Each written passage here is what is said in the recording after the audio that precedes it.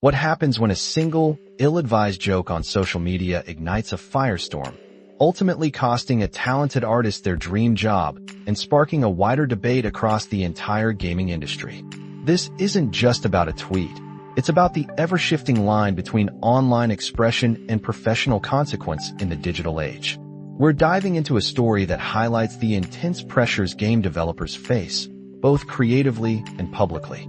Drew Harrison, a senior character artist at Sucker Punch Productions, the studio behind the highly anticipated Ghost of Yodi, found herself at the center of a swirling controversy. Harrison, a veteran of the studio with a decade of experience, reportedly made a joke on X, formerly Twitter, regarding the assassination of conservative activist Charlie Kirk. The date in question? September 10, 2025. Now, a dark joke, especially one touching on such a sensitive topic, rarely stays contained online. Almost immediately, what Harrison described as a harassment campaign began, complete with multiple anonymous phone calls. Prominent X users, including Mark Grums Kern, quickly jumped into the fray, publicly calling for a boycott of Ghost of Yodi and demanding Harrison's dismissal from Sucker Punch. It seems the internet, as it often does, had its own very strong opinions. Less than 24 hours after making the post, on September 12th, Harrison reported on X that Sucker Punch had fired her. She stated, "If standing up against fascism is what cost me my dream job I held for 10 years, I would do it again 100x stronger." Sony, the parent company of Sucker Punch, confirmed the parting of ways in an email to Kotaku, simply saying, "Drew Harrison is no longer an employee of Sucker Punch Productions." The fallout didn't stop there. Just days later, on September 16th, Sucker Punch released a new trailer for Ghost of Yodi on X.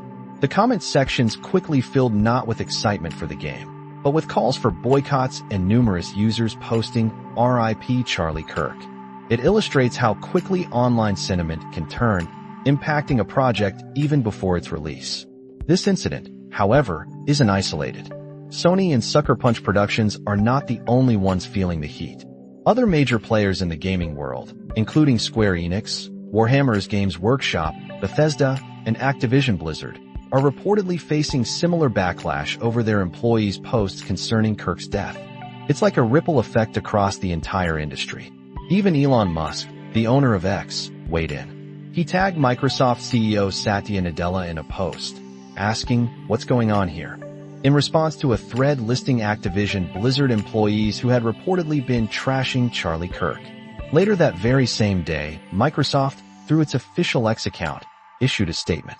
They said they were aware of the views expressed by a small subset of our employees regarding recent events, adding, "We take matters like this very seriously, and we are currently reviewing each individual situation.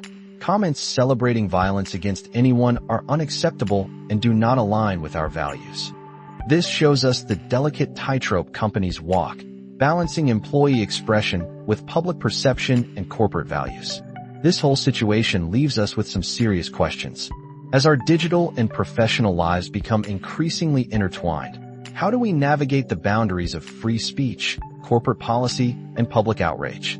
What responsibility do companies have to protect their employees versus responding to vocal online demands? It's a complex landscape, and as these events show, the answers are far from clear. We want to know your thoughts on this. Share them with us, and make sure you subscribe for more deep dives into the tech and gaming world.